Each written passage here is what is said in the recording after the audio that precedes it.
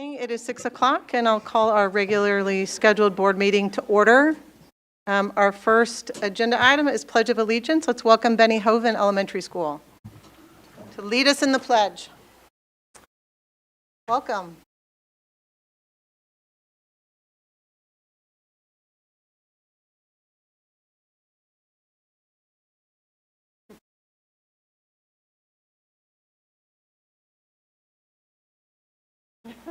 Yep, all the way in. There we go.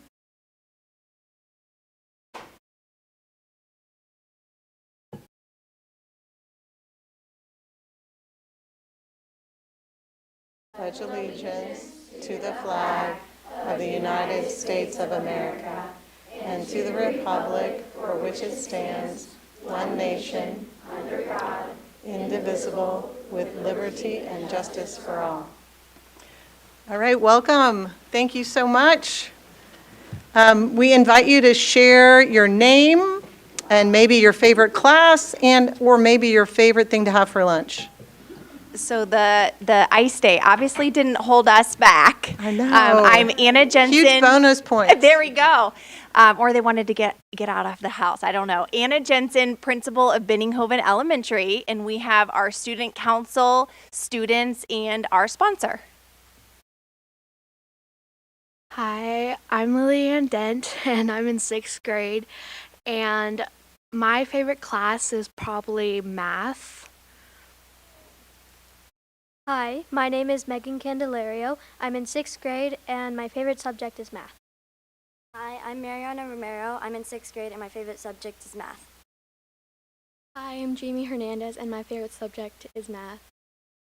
Hi, I'm Jacqueline El Cid Vieira, and my favorite subject is social studies.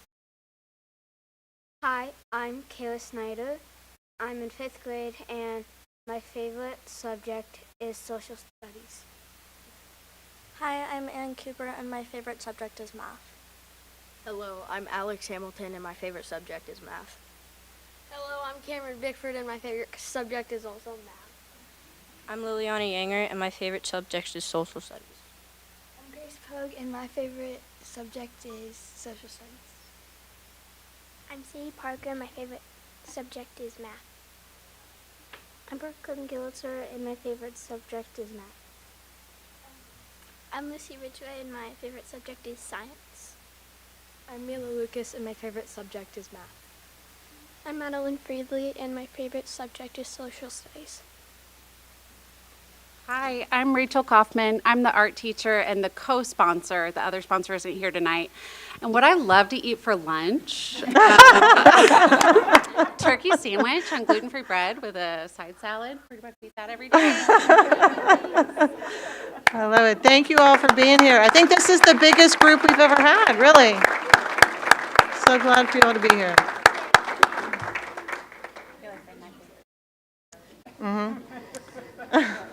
Recess. All right. That was great. All right.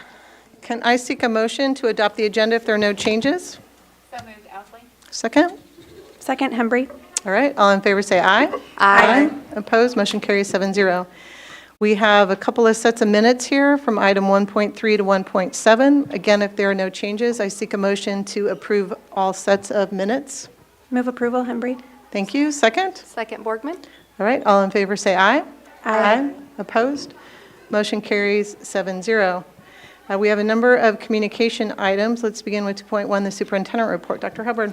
Yeah, I want to start by the regular meeting tonight, mentioning the ceremony that took place earlier this evening. Tonight we honored the Shawnee Mission winners of the PTA Reflections program. Reflections is a nationwide student recognition program that encourages student creativity in the classroom and at home. This year, students were asked to explore the theme, I am hopeful because. They submitted visual artwork, literature, photography, music compositions, films, and choreography. We enjoyed seeing their work on display at the boardroom and other places at the Center for Academic Achievement.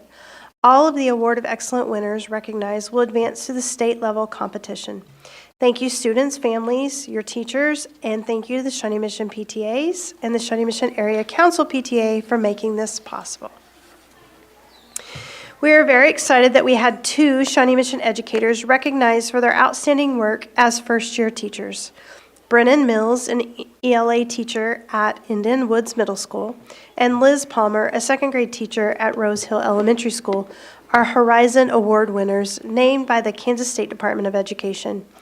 They recently received surprise phone calls from the Kansas Commissioner of Education, Dr. Randy Watson, and will be honored during a special ceremony during the Kansas Exemplary Educators Network, also known as KEEN, State Education Conference next month. Congratulations on this shining moment for both Brennan and Liz. We want all families in the district to know that a transfer window for students who reside within the Shawnee Mission School District boundaries and the students of Shawnee Mission employees' children open on February 1st, 2024. A transfer window is a period of time when a student can apply to transfer from their home school to a different school. Students in good standing who are currently approved for transfer to another school location do not need to reapply. We'll include a link in the recap for more information so families can prepare to apply if needed. We want to thank everyone who applied to serve on the steering committee for the Strategic Plan Cycle 2 process. Having so many engaged community members taking part in this process is what is going to make it so successful. Work is underway to assemble the steering committee, scheduled to meet in late February. We will have additional opportunities for community members to engage. One of the next opportunities will be through a thought exchange, which will be shared next week. We will be sharing the link for the thought exchange input throughout our community, so please be on the lookout for that next step. It's a good time to catch up on recent episodes of Shawnee Mission Mic'd Up. The most recent episode is a wonderful example of real-world learning success. We interviewed Holly Vincent, a Shawnee Mission North freshman who tells us the amazing story of her entrepreneur skills, leading to opening up a bookshop in Shawnee. We'll include a link in the recap so you can subscribe and download the most recent episode. And I might add that the store is called 7 Stories, and you should go purchase some of her books. January is Board of Education Appreciation Month, and the celebration continues here in Shawnee Mission. We recently asked some of our students to join us. Please take a look. There is no doubt about it. Shawnee Mission shines. All our high schools are nationally ranked, and we are also home to the Kansas State Superintendent of the Year and Kansas Principal of the Year. Nothing greater than a rare. Shawnee Mission School District students hold national titles in debate, journalism, and NJROTC competitions. They shined at the NASA Hunch Competition, ProStar Invitational, the National Skills USA Competition, and the Regeneron International Science and Engineering Fair. Hello, I'm Cindy Martin, Deputy U.S. Secretary of Education. Roseland Elementary is a 2023 National Blue Ribbon School announced by the U.S. Department of Education. 300 students earned AP Scholar recognitions in 2023. 142 students earned the Seal of Literacy. We are on our way to all Shawnee Mission students earning a resume-worthy achievement called a Market Value Asset. Check that out. That's million. Our juniors and seniors earned the $3 billion in scholarship offers through the Shawnee Mission Education Foundation's Scholarship Shawnee Mission program. Thousands of students shine through all kinds of athletic and after-school activities every quarter of the year. In Shawnee Mission, there are so many ways staff members and students strive toward their personal best. We thank the Shawnee Mission Board of Education for their dedication and for all the ways their support helps us shine. Happy School Board Appreciation Month.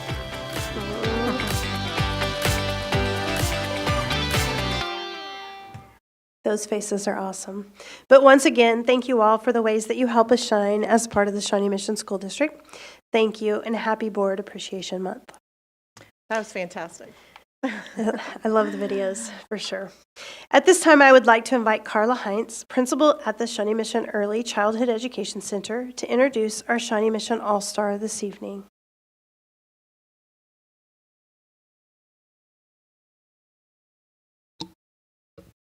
Good evening. I am honored tonight to introduce Tracy Livingston as the Shawnee Mission All-Star. Tracy is a speech pathologist at the Early Childhood Center, currently serving in our evaluation classroom. She is a continual learner and innovator in her field, always seeking new and innovative ways to support the students that she works with. Tracy shares her knowledge with others, often taking on student interns and collaborating with the whole SMECAC staff in order to support students at our center as well as students out in the community and other elementary schools in the district. Above all, Tracy is compassionate, kind, and caring. She builds relationships with the students she works with, and they are always very eager to have her come into her classroom. One little boy who I greet every morning asks, "Is Miss Tracy here? Is Miss Tracy here?" They cannot wait to see her. She understands the importance of family involvement, and the parents that she works with know it. I often hear after initial eligibility meetings how much the parents appreciate the time that Tracy and the rest of the evaluation team took to care for their child, to learn about their child, and also to hold their hand through the process because it can be quite traumatic sometimes. We appreciate Tracy so much at the Early Childhood Center, and we are lucky to have her. Let's take a look at her video.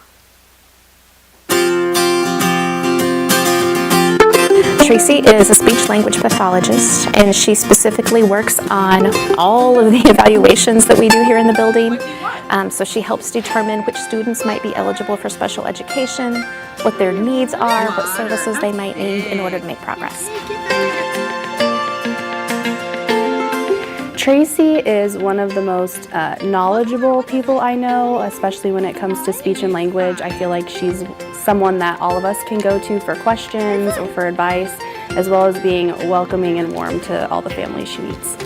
I think that's her big strong suit is how knowledgeable she is and how well she knows early childhood and development. It's great having her on the team to kind of pick her brain and kind of get ideas from. She's really good at those kinds of things. It's amazing to have a person like Tracy on our staff. Tracy is energizing, she brings life, she brings new thought, she comes with ideas. I really appreciate the way that she does her research, her homework. She's always looking for new classes to take, new information to learn, and then share it to help us all grow, not just herself. She just has so much energy. She's very expressive when she's playing with them, and she does a really good job of not coming in with kind of an agenda and just really following the kids' lead. We're working with kids that haven't been at school before, and so it can be kind of scary and intimidating, and so just coming in with that positive attitude, and she just does a really good job of always keeping it fun and engaging for them. Tracy, you are an all-star because you are an amazing speech pathologist, an amazing person, and Shawnee Mission is lucky to have you. I admire who you are. I admire all the knowledge that you bring to the table. I love working with you and being around you, and this is definitely well-deserved. So say congrats, and all of your years of hard work are obviously really appreciated, and I appreciate working with you every day. You deserve all of the recognition. You are the ultimate teammate, and congratulations. You are a bright spot in this building. You help the rest of us shine. Thank you for all you do.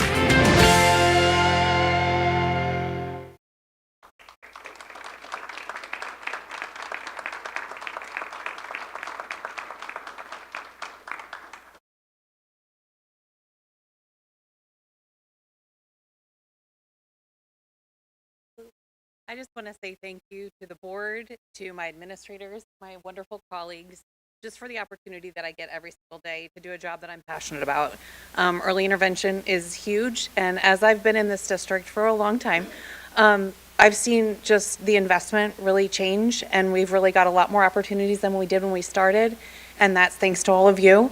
And I'm very grateful for the opportunities that I'm given. I'm grateful that I'm trusted in the position that I'm in, and overall I'm just thankful for being in a district that supports our youngest learners and our families that are coming to us with their most prized possessions, and we are their first opening into school, which they will be a part of for the rest of their lives. So thank you very much for this opportunity, and I'm grateful for all the people I get to work with every single day.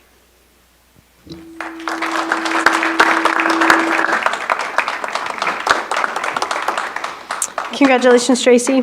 Typically, we recognize 2 All-Stars at our meeting, and as you can imagine, this month has led to some scheduling changes. So we'll honor our second All-Star at the February 12th meeting, and so that's something we can all look forward to, and that concludes my superintendent report. All right, thank you, Dr. Hubbard.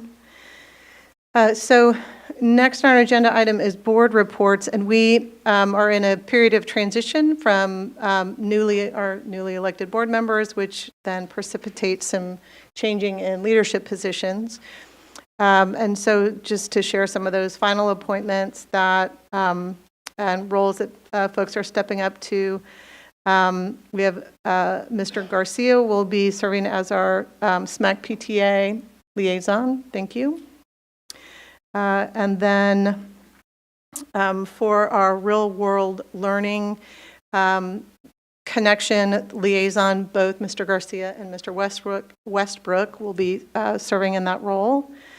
And then our two steering committee members will be Ms. Owsley, and you're providing that transition that our consultant asked to have some transition of folks from previous years serving on the Strategic Planning Steering Committee.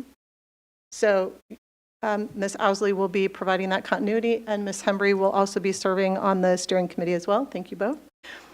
Policy Review Committee will be Ms. Owsley, Ms. Borgman, and Mr. Westbrook. And then for our Education Foundation, Mr. Garcia as well will be serving in that role. Is that? Oh, and then myself and Ms. Hembry will be on the Finance and Facilities Committee. I think did I hit them all? And that was one of the elected positions. Right. So Ms. Boyd-Naroni will continue with that, correct? Okay, thank you. All right, so that, did anybody have board reports? I'm not sure. Yeah, okay. So item 2.3, 2.4, and 2.5 are somewhat financially related. And so I'm going to kind of loop those three agenda items together and send to Dr. Hubbard for. So tonight you'll see the student activity summary and the petty cash summary along with the board financial reports with an ending date of December 31st, 2023. So I'm going to toss to Russell Knapp, our CFO, to give us an update there. Thank you, Dr. Hubbard. Yes, as she mentioned, the 2.03 is your student activity report. 2.04 is your petty cash report. Those are semi-annual reports that we present to the board in January and July. Our student activity report is just that. It's the building's money. It's the gate receipts and the student club that is kept at the building. And petty cash is mainly used just to see the gate receipt cash boxes.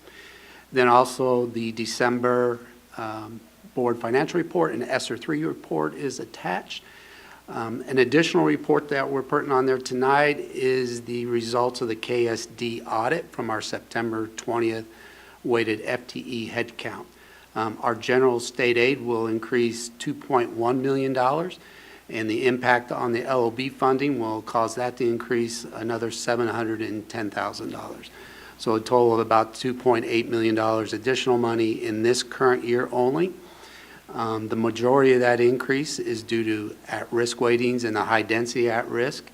As you know, that is based on the free lunch count. So the free lunch count exceeded what we originally budgeted.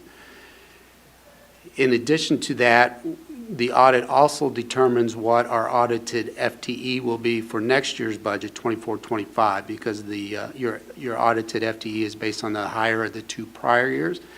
And so enrollment did go down this year, so our FTE will be at the same amount as this current year is. So that's 25,905 FTE. So we will be flat in that regards.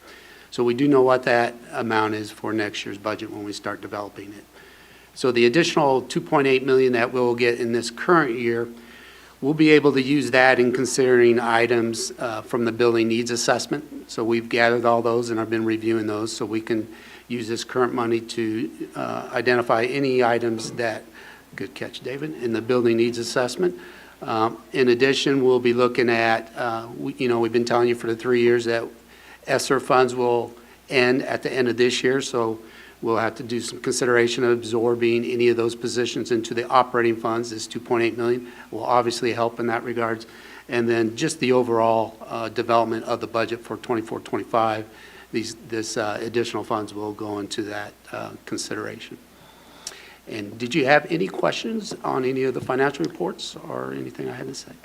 I'm going to look up and down the aisle to see if anybody... I would just add to, at the February 12th meeting, we hope to bring to you sort of just an overview of preparing to start the budget process for next year after review of building needs assessment.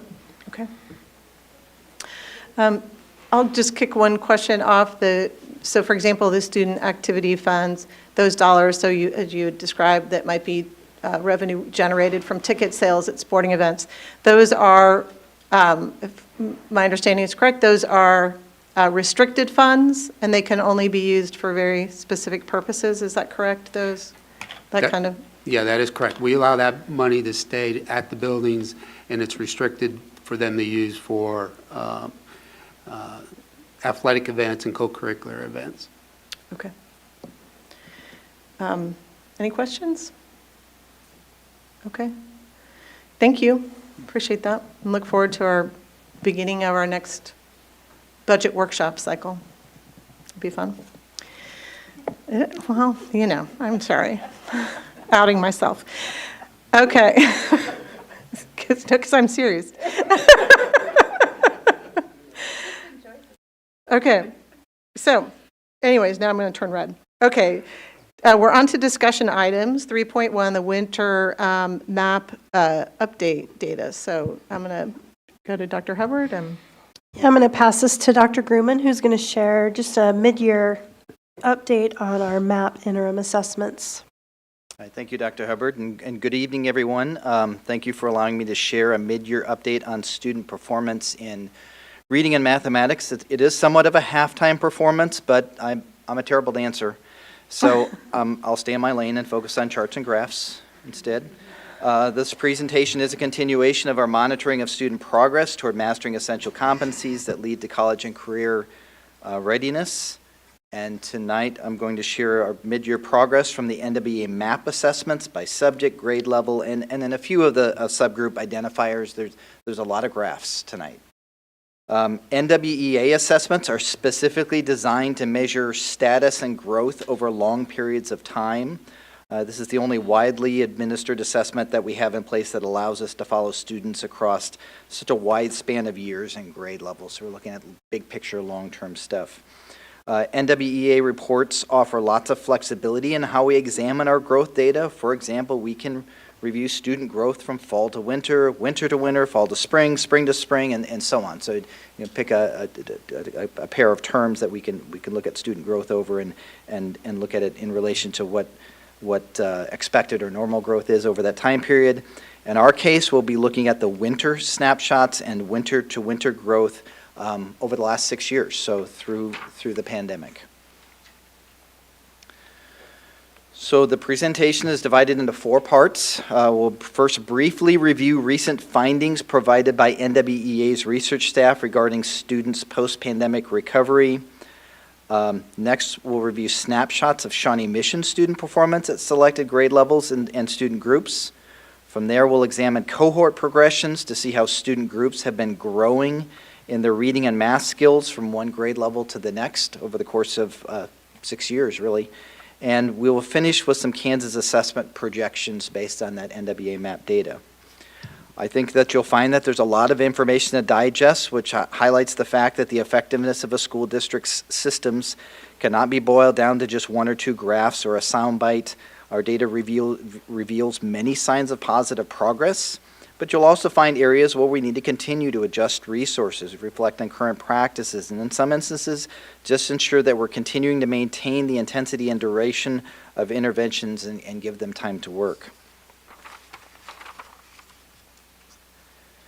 So NWEA's research team has done an exemplary job of providing timely and relevant national level insights into how students are performing or growing academically. They have been particularly helpful with their insights into student progress through the pandemic and since the COVID-19 pandemic. I'm not aware of any other organization that provides this type of information with this level of depth and frequency. So here are 3 of their most recent key findings from a study that they shared in July of 2023. The first point is achievement gains during the 22-23 school year, and this is from a national perspective. fell short of pre-pandemic trends, indicating that progress toward full recovery is stalled. So this is what they're seeing. The second is the average student needs the equivalent of 4.1 months of schooling to catch up in reading and 4.5 months to catch up in math, just to reach those pre-pandemic patterns. And then the disaggregated data reveals differences between student groups, and marginalized students remain the furthest from recovery. So that's, again, findings from their study. So here's one of the graphs that's shared by NWEA, and you'll see later that I have some graphs that are parallel to what they're showing here. Their data follows 3 different cohorts of students over 3 years. So we see the 2020-2021 school year, 21-22, and 22-23. And that top arrow lines follows students from grades 5 to grade 6 to grade 7 and compares the current cohort with a comparable pre-COVID cohort. And you can see that in reading, the progress of the COVID-affected populations lags behind that pre-COVID cohort. In addition, that gap appears to be widening rather than closing. Again, this is looking at the national data set. The middle pair of lines, there's the second one below, is a different cohort, follows students from grades 3 to 4 to 5. Again, the post-COVID cohort performance lags behind that pre-COVID sample. And then the third pair of lines follows a cohort of students from grade 1 to 2 to grade 3. Again, the post-COVID group lags behind the pre-COVID group. However, with this youngest group, we do see a little closing of that gap, which I think we're going to see in some of our data as well. This slide shows the same 3 cohorts comparisons in math. And there are 3 observations to make here. Number 1, like in reading, each of the post-COVID cohorts lags a little behind their pre-COVID peers.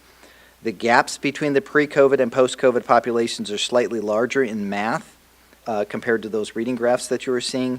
And the gaps appear to be narrowing in that youngest grade level. In this case, it'd be those 3rd graders that you're seeing in this group. So just quick observations of what you're seeing on this national trend. Now, with that national context in mind, we'll take a look at our Shawnee Mission data. Here's a preview of what you should expect to see. You're going to notice that significant achievement gaps are persistent, and the magnitude of these gaps does vary by grade level, and it varies by subject area. Number 2, there are many signs of improvement, particularly in math.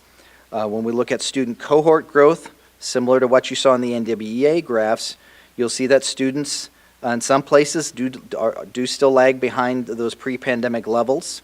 However, unlike the NWEA findings, I'm seeing more of these gaps closing, and most notably among our younger grade levels. So the news locally is less gloomy than what the national data set is showing.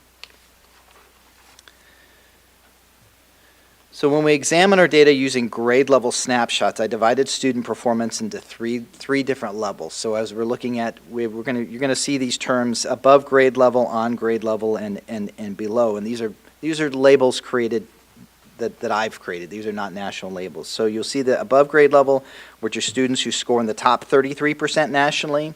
On grade level are students in the middle 33%, and when we see below grade level, those are students scoring in the lowest 33%. On a national scale. So use the students' percentiles to place them in those levels. Again, to be clear, these are not NWEA or KSD or some other external groups labels. These are created internally to help simplify and explain what's happening with their snapshots and to simplify our descriptive analysis. So now we're looking at 4 different graphs, which are all winter snapshots for all students in grades 2, 4, 6, and 8 from the last 6 years, and it goes back to the 2018-2019 school year. Overall, we see that somewhere between 70 and 75% of our students score in that either at or above grade level in reading, again, meaning that they're scoring above the 33rd percentile on the NWEA MAP assessment. At grade 2, the percent of students at risk in reading has increased by about 5% compared to that pre-pandemic level in 2019. And in 2020, we see about 75% of our students are scoring at or above grade level. And then in each of the 22, 23, and 24 school years, the data shifts to about 70% of our students scoring at or above grade level in each of the subsequent 3 years. So it's about a 5% change in the pre-pandemic data versus the post-pandemic data as you're looking at snapshots at grade 2. In grade 4, so that's the bottom left corner, the difference, if we're just looking at the 2019 data compared to where we are in 2024, those differences are relatively small. In both years, 46% of the students were above grade level in reading, and the percentage of students scoring below grade level differs just by about 2%, with 19.1% scoring below grade level in 2019 and 21% in 2024. So as we look at our grade 4 snapshots, our most recent results look very similar to those results from the winter of 2019. At grade 6, we see the percentage of students scoring above grade level, largely alternating, interesting, between that 5% and 48%, and the percentage of students scoring below grade level remains about 3% higher than the pre-pandemic levels, with 15.1% in 2019 compared to the 18.1% this year. Our 8th grade graph shows the most substantial change over the 6 years. In 2019 and 2020, approximately 50% of students were scoring above grade level and 15% below grade level. In the most recent 3 years, about 41% are scoring above grade level, and the percentages below grade level have been actually increasing slowly from 19% to 21% to 23% this year.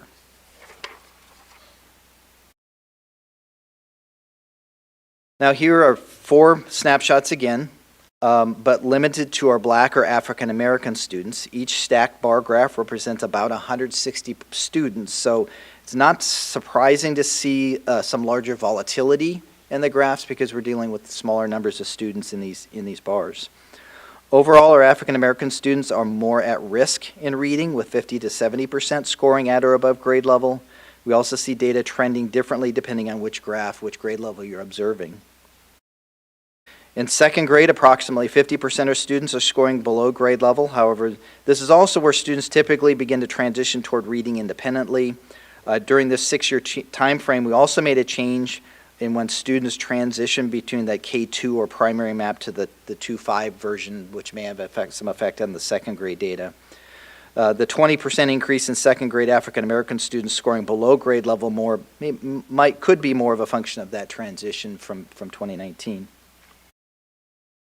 In grade 4, with the exception of this interesting spike in the data last year, the percent of Black students scoring at or above grade level has been relatively stable, near 22% both before and after the pandemic, and the percentage of students scoring below grade level this year is near those 2019 levels, with 34% in 2019 compared to 35% this year. The patterns for 6th grade is similar to 4th grade in that there was some volatility in the data between 2019 and this school year, and this year's results haven't quite returned to those 2019 levels, but they are slowly moving closer to the 2019 levels. In 2019, the percent of African American 6th graders scoring below grade level was 32% compared to 36% this year, which is down from a high of 40% 2 years ago. And then moving on to 8th grade, the percent of 8th grade African American students scoring below grade level this year I would say it's concerning. We're seeing a 6-year high with 47% of our African American 8th graders scoring below grade level on the map reading assessment. Yet at the same time, we also see a small increase in the percent of students scoring above grade level as well. So we seem to see some increases at both ends of the spectrum with this group.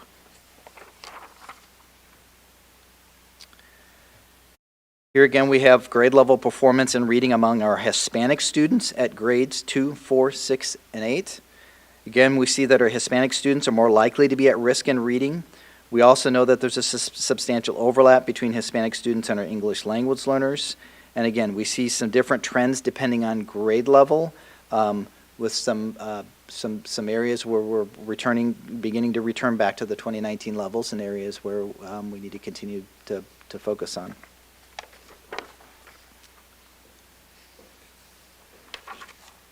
And here are trends for students who qualify for free or reduced lunch. Again, the patterns vary by grade level. In grades 4 and 6, We're showing some movement back toward the pre-pandemic levels in 2019 and 2020. Meanwhile, our current 8th grade students appear to be more at risk compared to their peers from 2019 and 2020.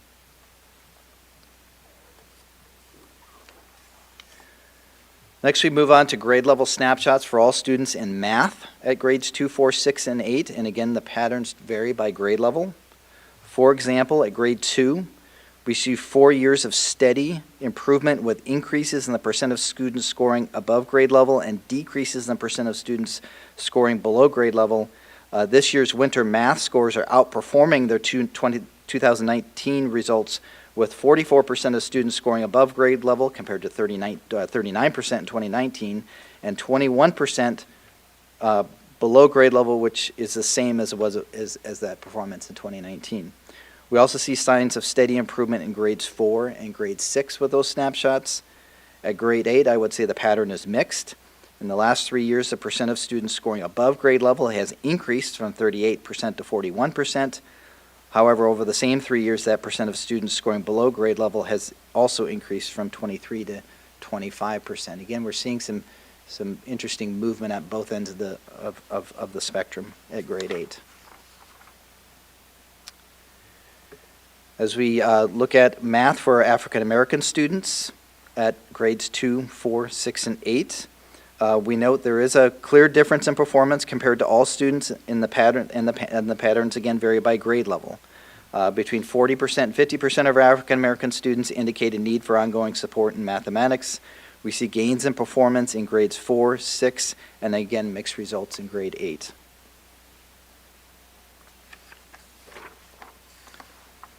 Here are snapshots for Hispanic students in math.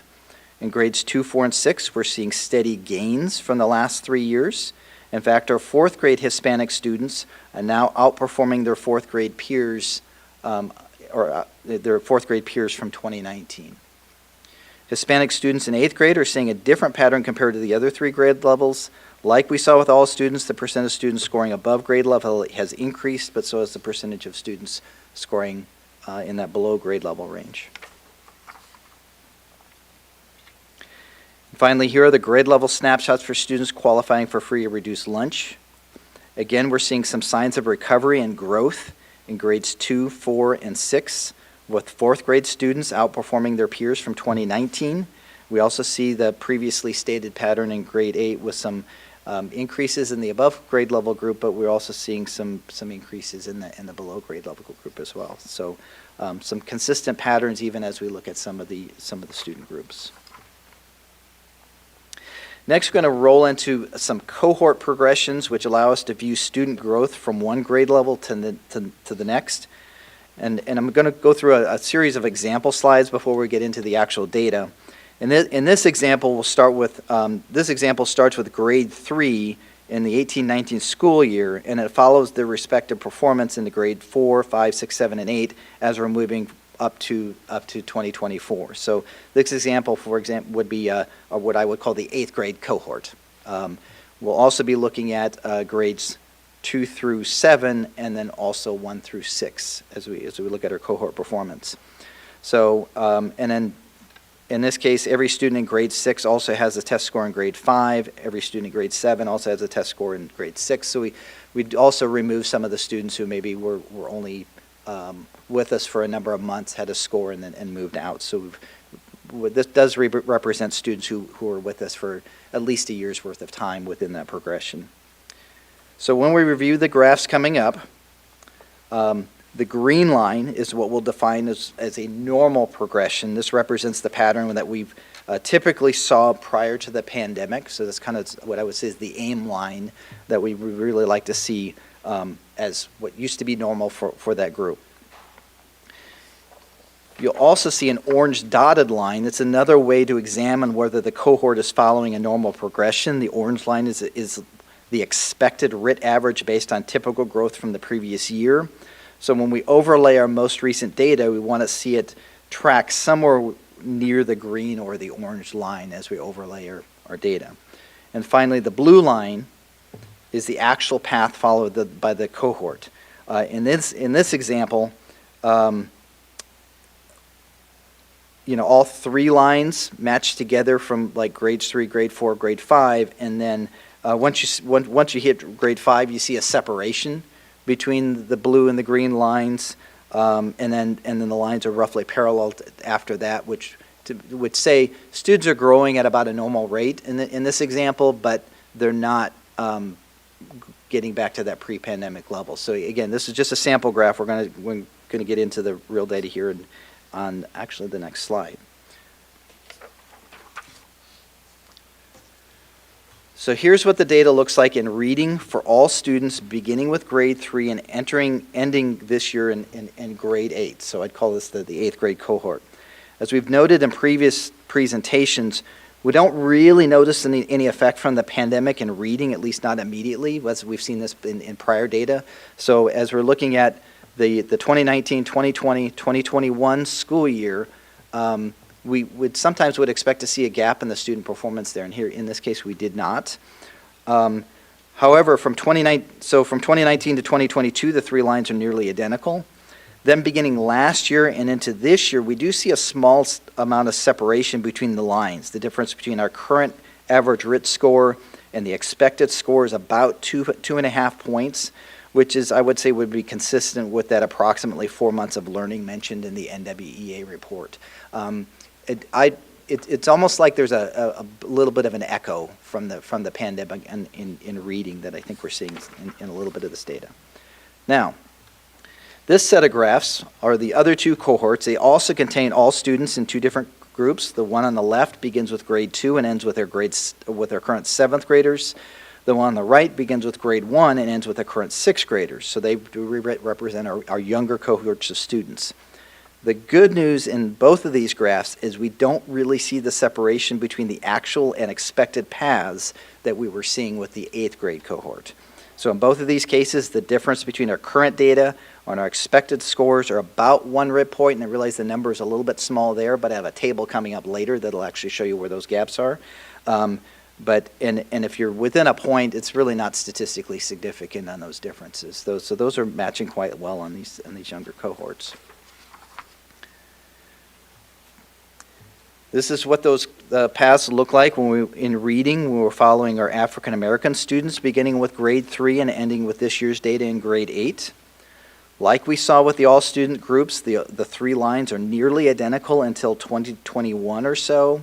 We see a small amount of separation between the lines following the pandemic, particularly between the green and the blue lines, and then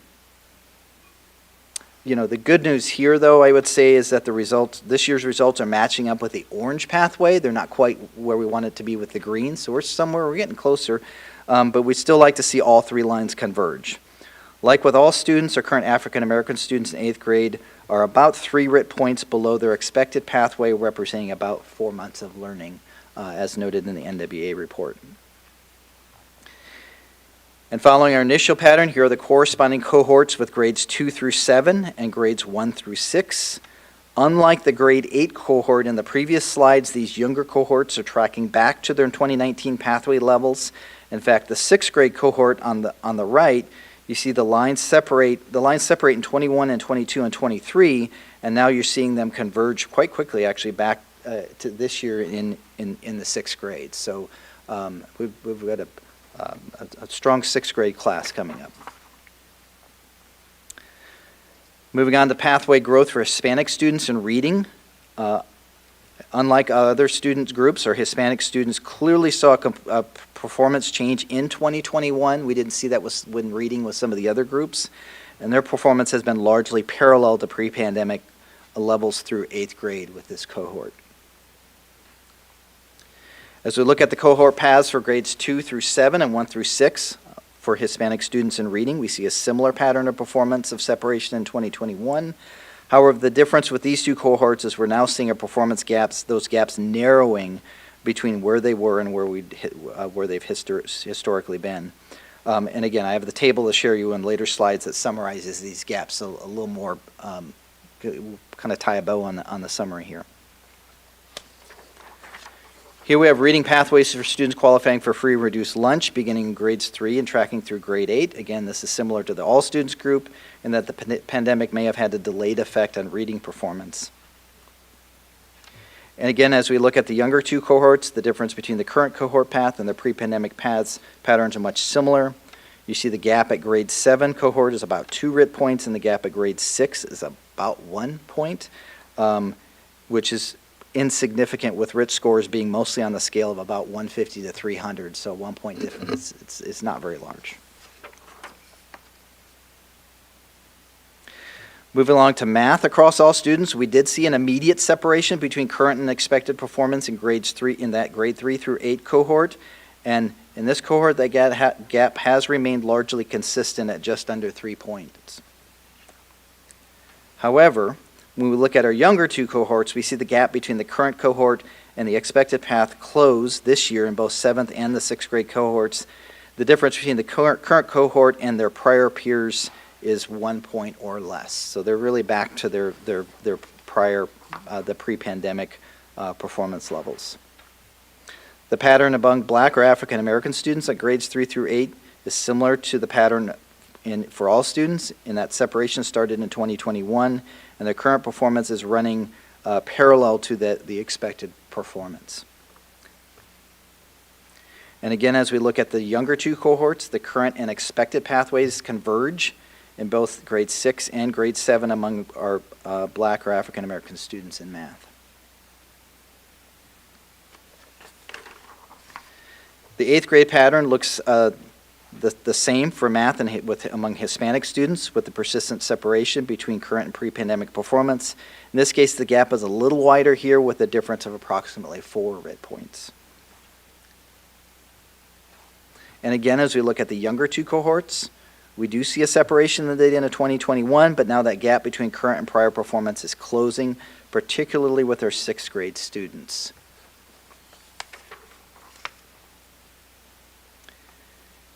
Looking at math and students who qualify for free and reduced lunch in that grade 6 to grade 8 cohort, that gap between prior performance and current performance is persistent again.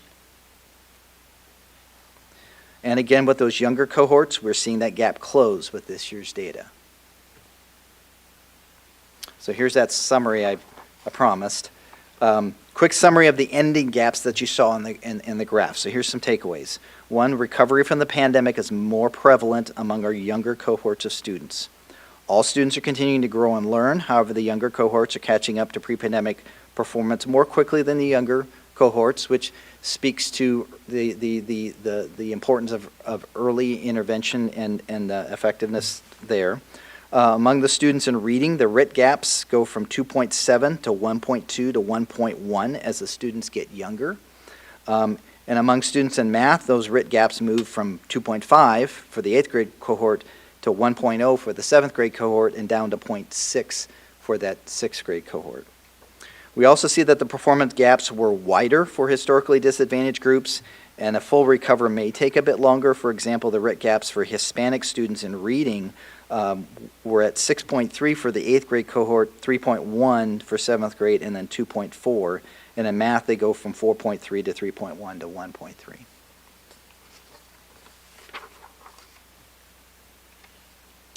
Last set of data to share is related to our Kansas assessment projections. Students are going to start taking the Kansas assessments like shortly after spring break. So that's coming up soon.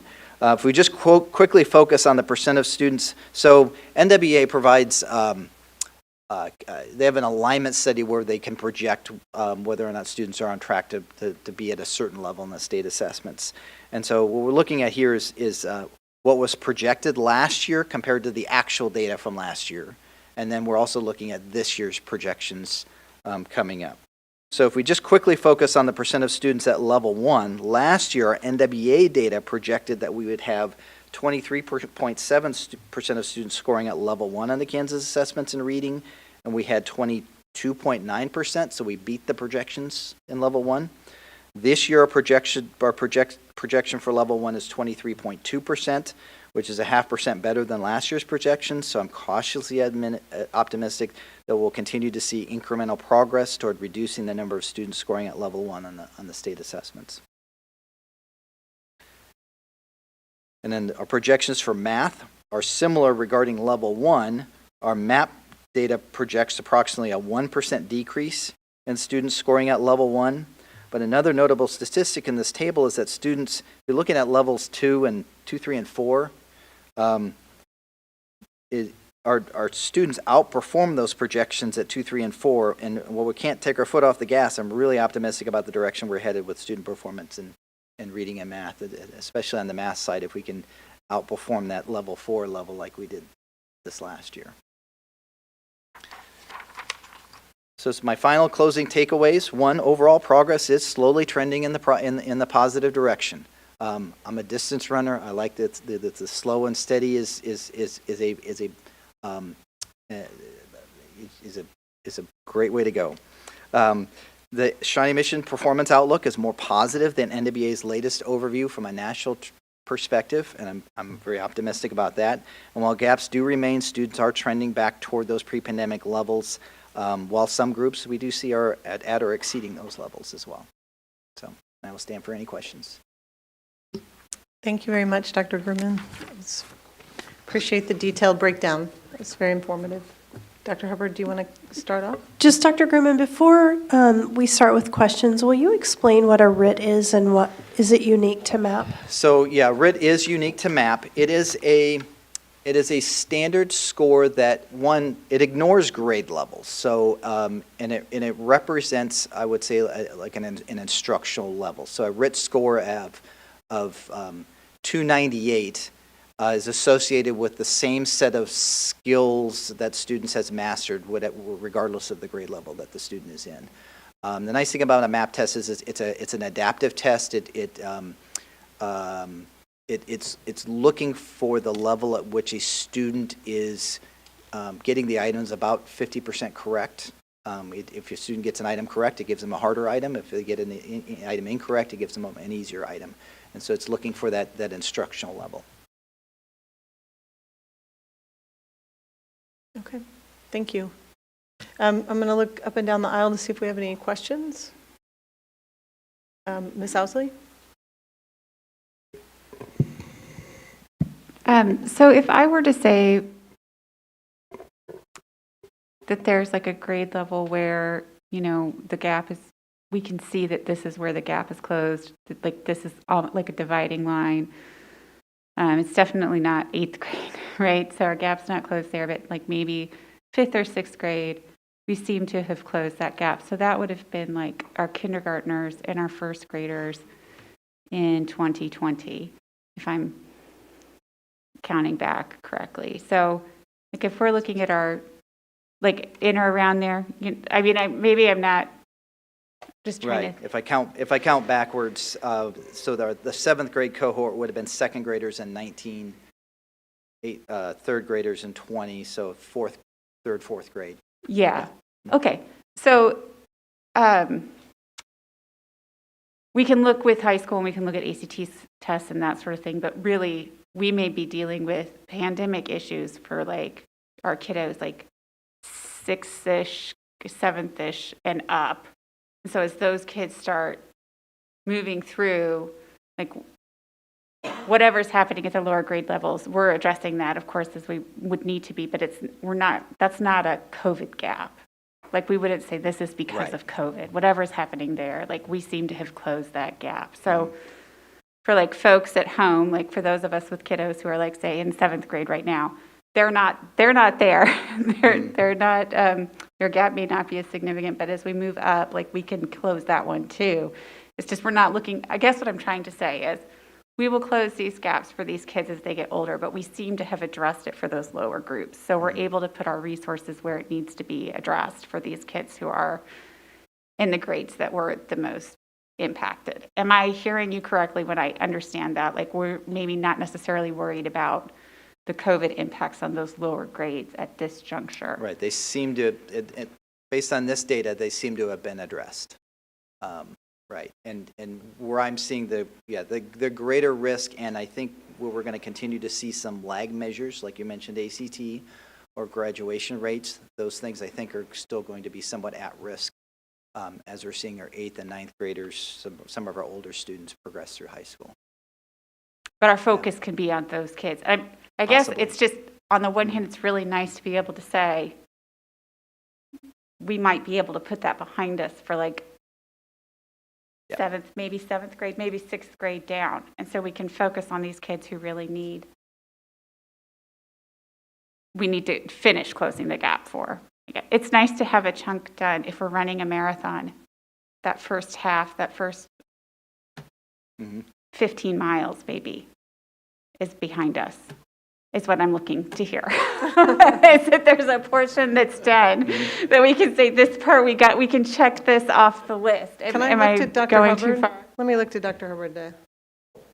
Well, no, I think I understand what you're trying to say. I think I just would prefer to look at it that anyone we can close the gap on is great, right? Yeah. And I think I'm going to guess from this, and this is strictly my guess, there's some social issues that go along with the seventh graders and up that came with COVID that are impacting this as well.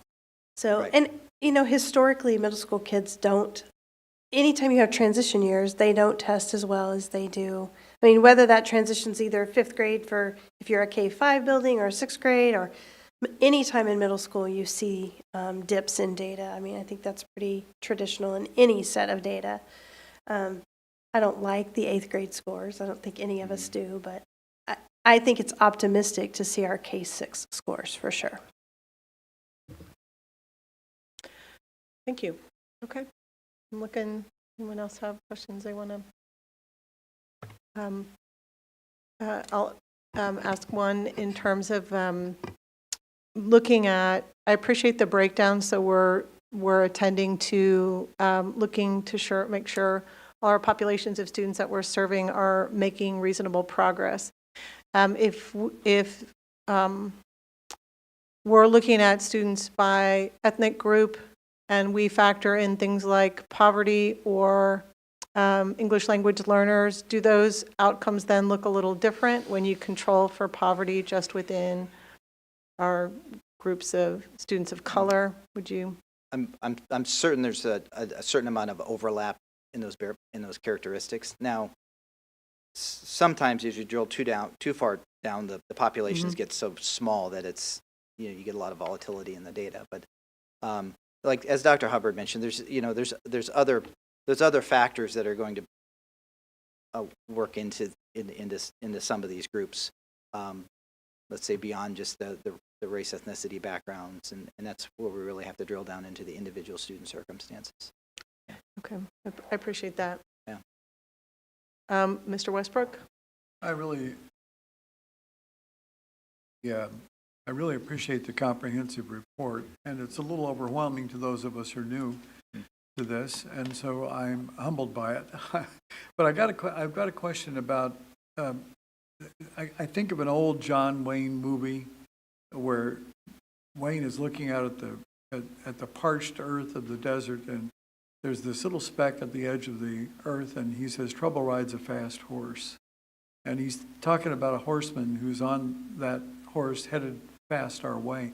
When you look at this data, and I'm not trying to put you on the spot here, but when you look at this data, do you see something in the distance that concerns you?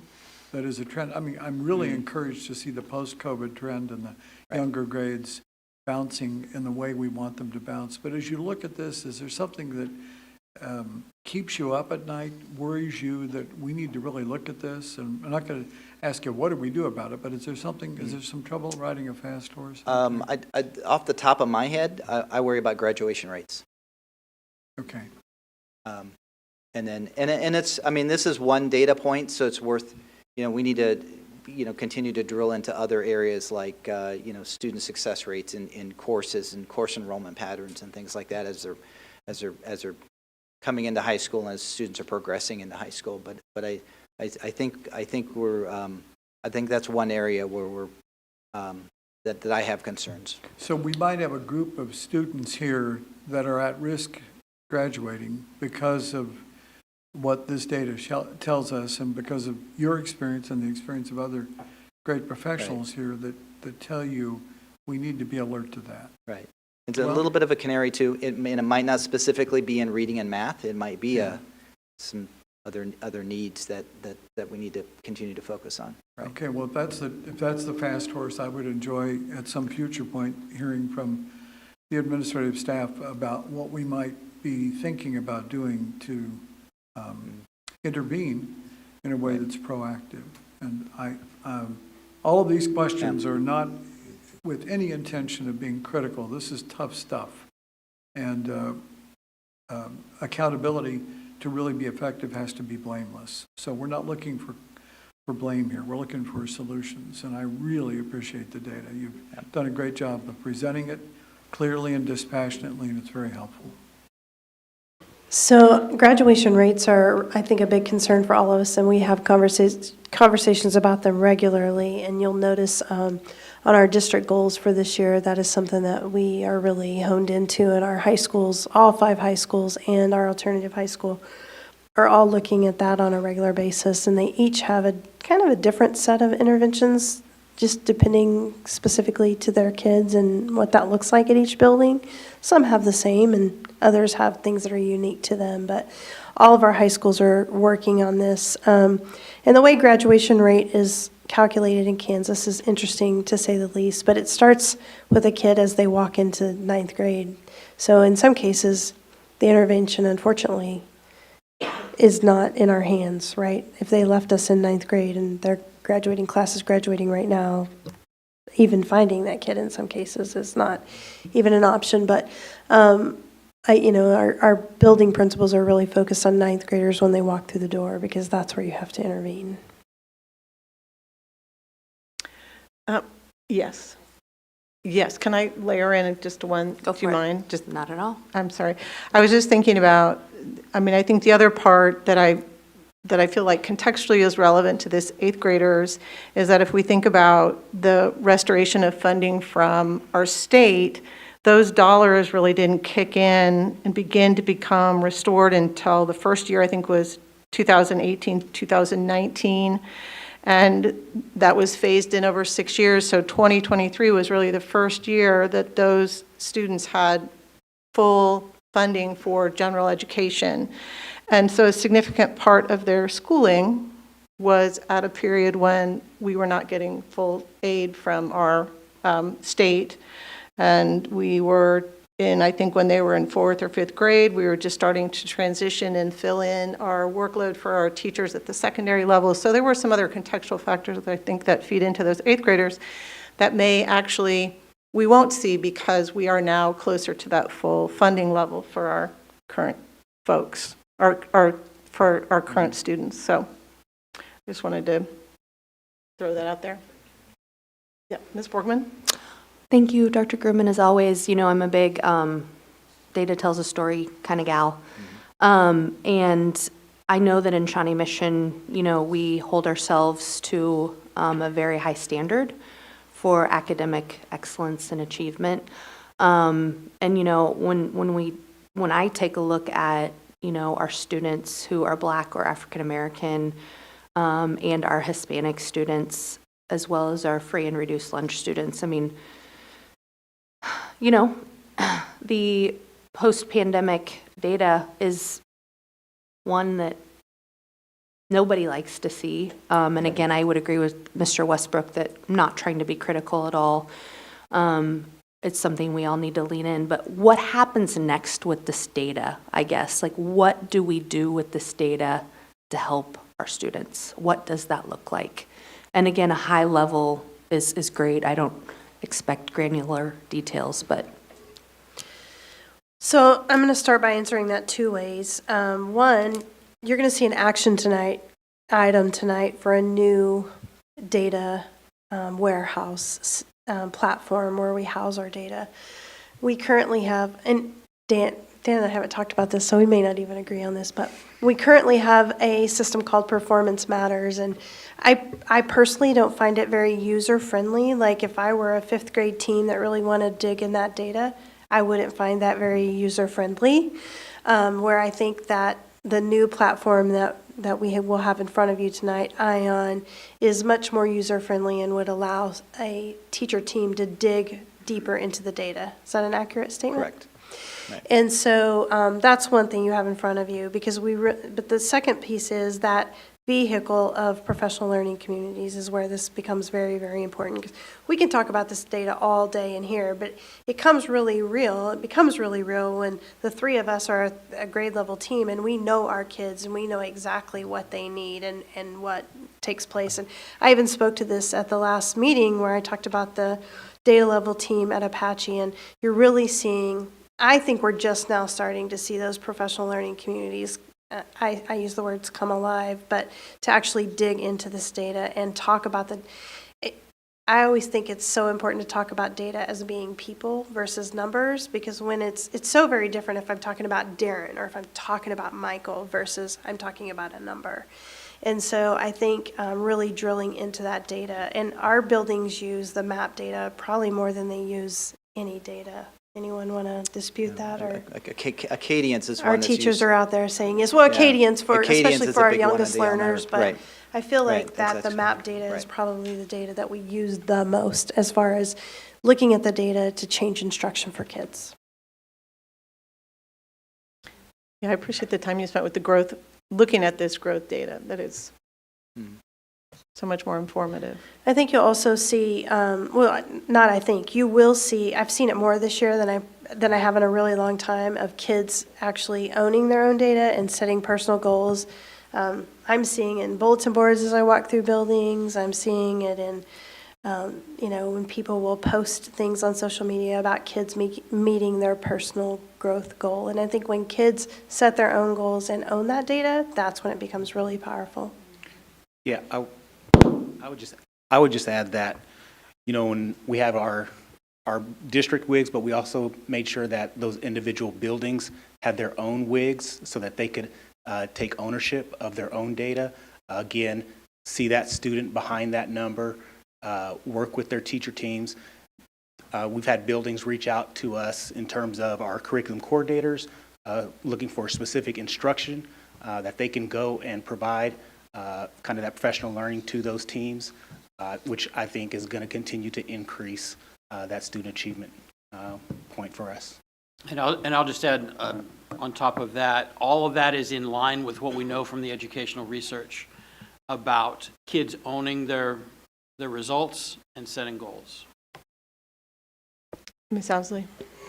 I do think it's interesting, and I appreciate the fact that the leadership team brought to us the update to the graduation requirements with regards to market value assets, so that this is the cohort of kids in 7th and 8th grade now who are going to be the first kids who have to graduate with those market value assets. So they're going to have that evidence on their resume and in their transcripts that show that they have some of those social emotional skills that both business and colleges are looking for, especially since we're talking about, how there are some of those potentially social emotional lingering after effects.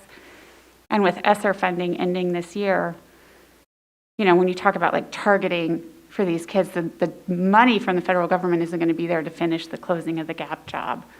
But I like that we have this market value asset graduation requirement, and that we have additional graduation requirements in Shawnee Mission, even above and beyond what the state has asked for, because I feel like that will give our kids in this group that has, some of these structural things facing them, a leg up against some of the competition when they're going to apply for college. They'll have those things on their resume, or their high school CV will look better for that. So it's almost like we have to be creative too, as a community, to help make sure we give them what they need. But it struck me that all three of those things have converged in the last 3 meetings. We've had presentations on all of those. So I appreciate that.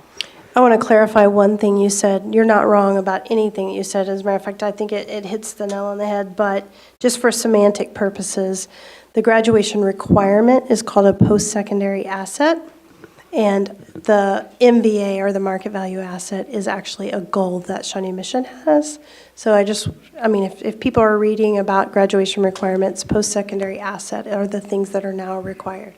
Yes, sorry about that. No, that's all right. I just want to make sure. transposed them. Yeah, There's too much information. it's the same concept for Right. sure, but semantically, Well, I and just some want of to make our sure. market value assets will work as the requirement for All that. of them will, So if they're yes. doing an internship with one of our local business community partners, or if they're doing like the International Baccalaureate program at East or Northwest, like it overlaps. They will all count, absolutely. All right. Any other questions? Thank you so much, Dr. Gurman. Appreciate that. Okay.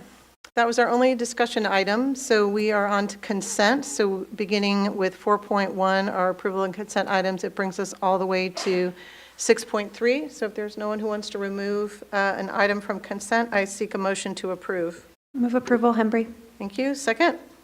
Second, Owsley. All right. All in favor say aye. Aye. Opposed?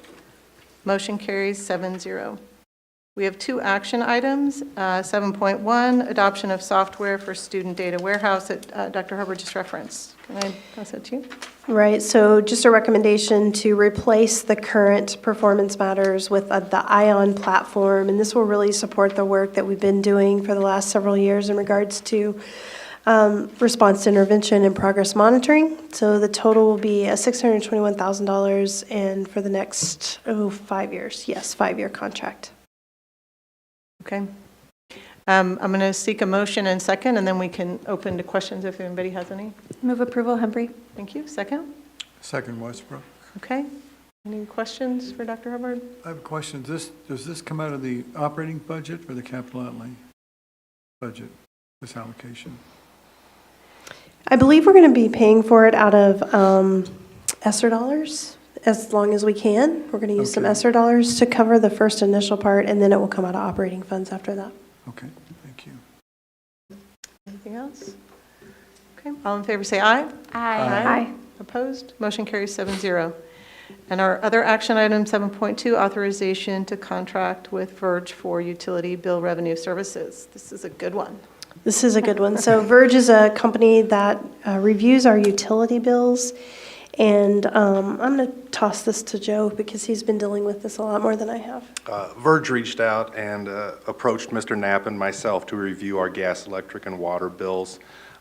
We asked what the charge was or what the catch. It looked a little bit too good to be true. And basically, they said that many times large corporations or large school districts, don't want to be too strong with this, it's missed on taxes, fees, or rates get inappropriately assigned to large districts, and they would review those bills, and the only pay that we would say, whatever, would not pay them anything unless they saved us money. So if they saved us money, we would split the profits 50-50. Through this process, we signed a 3-year agreement with them, 36 months, and the first month they found $19,000 worth of savings for us. So that comes out to $9,500 for Verge, $9,500 for us. And if you look at the long haul of that 36 months, Shawnee Mission School District will save $342,000. So just in our utility, water, gas, and electric alone. Thank you for that. Okay, so I seek a motion, first and second, and then we can open to questions. Move approval, Hembry. Thank you. Second? Second, Owsley. All right. Any questions? I make a comment. I've had a couple of other organizations I've been associated with that have done this work, and it is not anything that is anybody's fault. It's just amazing how these numbers get so big and the bureaucracies involved in them are complicated, and so this is found money, and it's a great, I think, step for us to take. Great win-win. All right. All in favor say aye. Aye. Opposed? Motion carries 7-0. All right. We have a moment now at item 8.1 for comments from board members. And I'll look up and down that. Please, winter, go away. Let my kids go to school. I think you were channeling a few people out there with that one, Ms. Borland. No one's allowed to flush ice cubes down their toilet anymore for the remainder of the semester. All right. Okay. Oh, it is 7:15. Okay, so I need approval of executive session. And so I will just, so we're going to move into executive session here upon a motion. And then our meeting, are we adjourning our meeting now and then going into executive session, right? We're closed for thank you. Thank you, parliamentarian. So we're closed for further business. We will act on nothing after executive session. Okay. So agenda item 9.1, I'll look to Ms. Boyd-Norona. Yes, so I move that the board recess into executive session in order to discuss negotiations pursuant to the exception for employer-employee negotiations under the Kansas Open Meetings Act, and that the board reconvene at this room at 7:45 p.m. I invite Dr. Hubbard, Dr. Shoemaker, Dr. Stubblefield, Russell Knapp, and Rachel England to join us. Okay, do I have a second? All right, all in favor say aye. Aye. Opposed? Motion carries 7-0.